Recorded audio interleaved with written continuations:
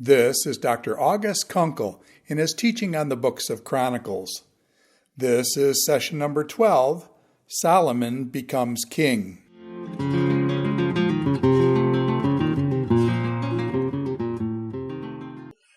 The chronicler now is coming to the conclusion of the account of David and the way in which he has made preparations for us understanding the kingdom of God. Yes, he was an empire builder, but mostly what David did is make preparations for the kingdom of God, and the one who is going to represent that kingdom is based on the promise which God gave to Nathan. You are going to be buried. You will be with your fathers. But your son is going to be the one who will sit on your throne. And he is going to be the one who represents an eternal kingdom. Now, of course, that eternal kingdom we begin to see in Psalms like Psalm chapter 2 is one that goes far beyond Solomon. But Solomon is the key representative of this king. Let me just remind you a little bit about Psalm 2, because it heads up the Psalter in order to orient us to everything that the Psalter is going to be about, especially in the first 89 chapters. Why do the nations rage and the people imagine such a vain thing? Why do they say, we'll pay no attention to God? Let's tear aside these ropes and these fetters that constrain us. We're going to do what we want to do. And the one who sits in the heavens will laugh. It's not a laugh of humor. The Lord is holding them in derision. Who do these people think they are, with their mediocre kingdoms, to pit them against the kingdom of God, the one who is the Lord? This is the confession of Psalm 2. The one who God has anointed speaks in the third section of Psalm 2. I have anointed my king in Mount Zion, my holy hill. He is the one who will crush the nations like a potter might crush unusable pots. This is the one who rules. So, you kings, be wise. Worship the Son. That is the Son of God, the one who represents the kingdom of God, lest he be angry and you perish in your way of life. So what David is talking about here is at the heart of the Psalter. It's at the heart of what these people understand the kingdom of God to be.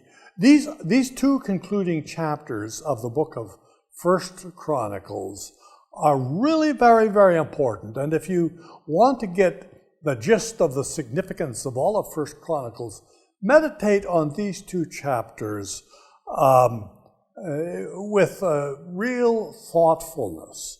Because here is where David repeats in his instructions to Solomon everything that really matters, everything that you need to know about his kingdom. And this is the kingdom that is represented in the confessions of Psalm 2. It's not about himself, and it isn't confined to the reign of Solomon himself. That's going to become evident in the book of 2 Chronicles, to which we will now move. In fact, the kingdom of Solomon doesn't end in a very happy way, and the whole rest of the kings up until the time of Hezekiah are really a kind of a mixed example of faithfulness, as we are going to see.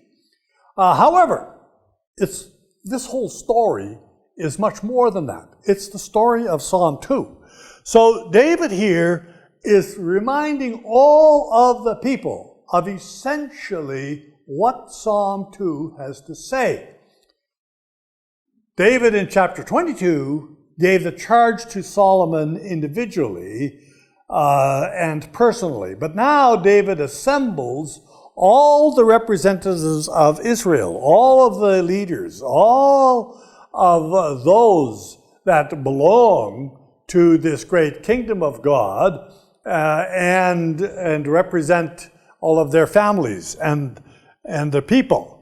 And there he tells them, Solomon is the one who has been chosen to rule on the throne of the kingdom of God. And I want to point out, these are not my words. They are the words you find in the actual text of 2 Chronicles chapter 28. So don't gloss over them. Actually, it was kind of interesting that when I was compiling the draft of my commentary on Chronicles, I referred to the kingdom of God, and one of the editorial questions was, well, is this really a phrase that's appropriate to Chronicles? And then there were other people on the editorial committee, and I know this from the notes that the lead editor sent to me, who pointed out, well, yeah, the kingdom of God is actually expressly referred to. Now, 28 is one of those most explicit references. But if you start to add up all the different places where the chronicler makes reference to the one who sits on the throne of the King of Yahweh, it is repeatedly that David is saying, Solomon, this is not your kingdom. This is the promise that God has given to me. And you have been chosen to rule in a kingdom that is not yours. Preparation has been made for how you shall carry out that rule. And you need to remember that whatever happens to your rule and to your kingdom, the kingdom that you represent isn't going away. And we know that it's not going away because Nathan the prophet said it wasn't going away, because God had said he was building for me a house and that it was going to be forever. And this I have from the prophet. And so remember who you are. Really, there's a whole lot here in Chronicles. As much as it extols Solomon and builds him up to be the greatest that any king could ever possibly be, at the same time, there is so much here that constantly reminds Solomon about who he is. He's not some great conqueror. He can't claim to be like the mighty emperors of Egypt and King Hammurabi of Mesopotamia and some of these others who by their military forces established these great empires. That's not who you are. You didn't bring this territory under your control, and what you represent is much more than the territory of this empire. So Solomon is really here clearly informed about his role. Now, his role is to follow instructions. You know, I think one of the hardest things to do is to follow instructions. I find it pretty hard to follow instructions. Generally speaking, we tend to know better than what the instructions tell us. As a matter of fact, I kind of have the habit that whenever I buy something and have to assemble it, like my cantilever umbrella or so forth, I throw the instructions to the side and then figure out how all these pieces should fit together. And I always get berated for that because I'm really not so smart that I can ignore all the instructions. And it's true. I am not so smart that I can ignore all of the instructions. But I like to think I know better and I can figure this out for myself. Well, Solomon is informed by David right from the start. This isn't your design. You aren't deciding what this representation of God shall look like. You aren't deciding what this temple of God is going to be all about. And so David gives all of the plans, and these verses describe in detail. We're going to look at them in the temple building of Solomon, as to how this temple is supposed to be structured, the way in which it's supposed to look. And then David goes on in chapter 29 to talk about the way in which not only have you got the plan, you've got the materials. So what is your job? To make sure this gets done. That's your task. To make sure that there is a temple here that represents the worship of God with the music and with all of the testimony that is represented by this most holy place. It's actually quite profound. And we're going to talk about that when we come to the structure of Solomon building the temple itself. Then, in conclusion, what David does is provide the blessing to Solomon. Here's the provision, here's the plan. Now he says a couple of times, my son Solomon is young and inexperienced. That's certainly how I feel about just about everybody else in this world. I'm 73 years old, and all the rest of them are young and inexperienced. They really don't know all the things that they should know. But the fact of the matter is that some of us who have been around this pilgrimage for a few decades longer really have gone around a few bends, and we do know the kinds of unexpected surprises that take place. So David is giving clear instructions to Solomon. Don't assume too much. Do what you're told, and you will be blessed. And here David gives this very profound blessing upon Solomon, the way in which God is going to honor him and honor his life when he carries out all of this work. Then we have the actual installation of Solomon as king. So before David leaves Chronicler's history, we have David establishing Solomon to become the king. There's a great festival of all Israel, and Solomon is made to be the ruler upon the throne of God. If you read the book of Kings, it doesn't look like it came to be quite this way. We know the story of Adonijah, and we know that when David became rather incapacitated and he couldn't function as king anymore, Adonijah gathered around him a priest, and he gathered around him some warriors, and he conducted a great celebration in the valley in which he had himself proclaimed as king. And Nathan had to intervene, and Nathan had to remind Bathsheba to talk to David, because Solomon is the one who's supposed to be the successor. Solomon is the one who's supposed to become king. That's all the political side of things. That's the human side of things.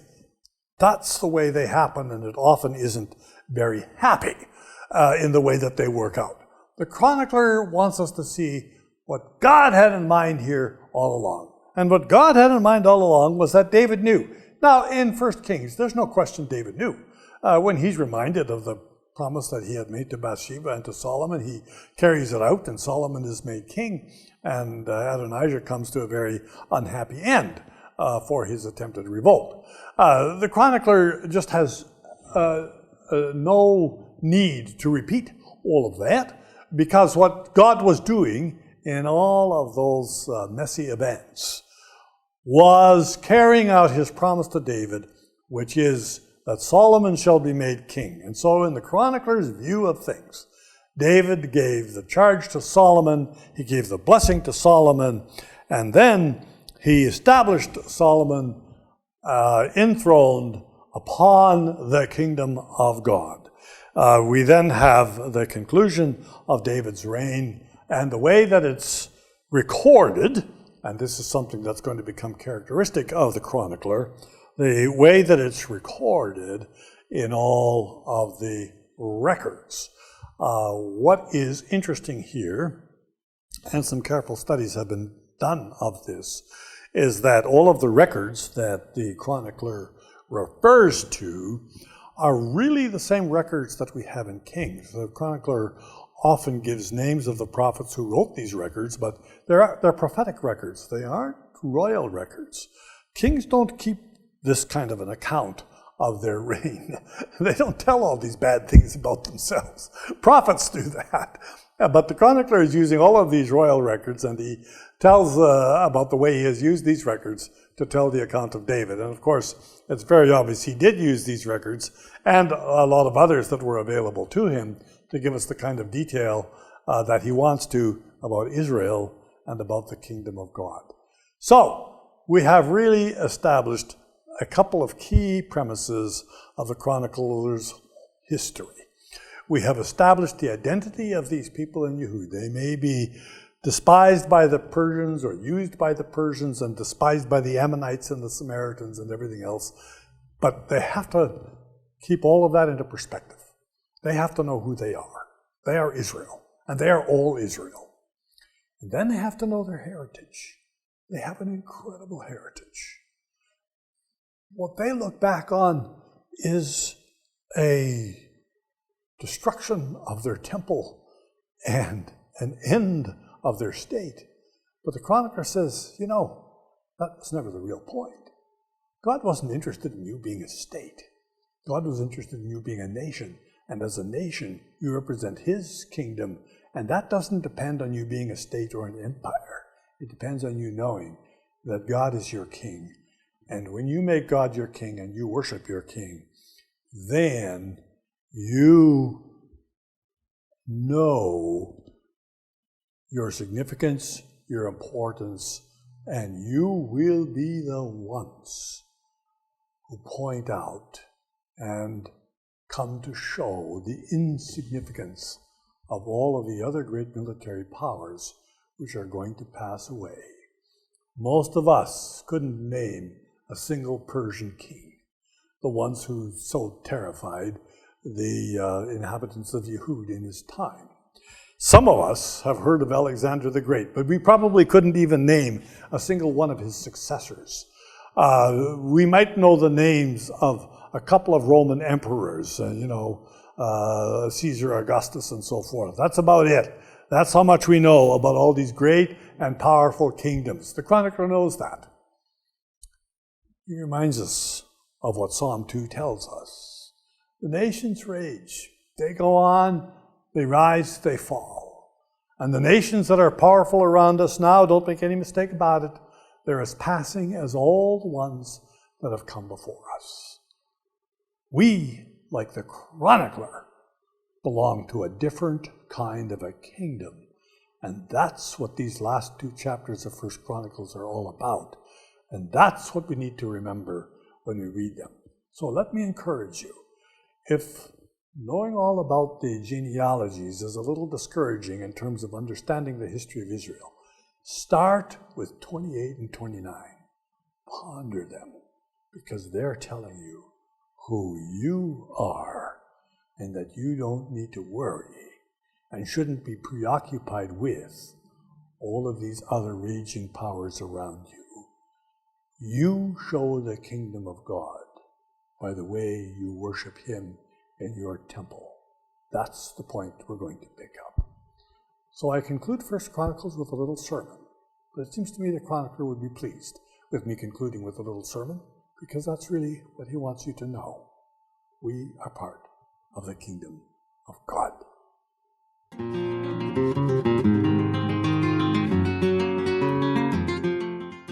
This is Dr. August Konkel in his teaching on the books of Chronicles. This is session number 12, Solomon Becomes King.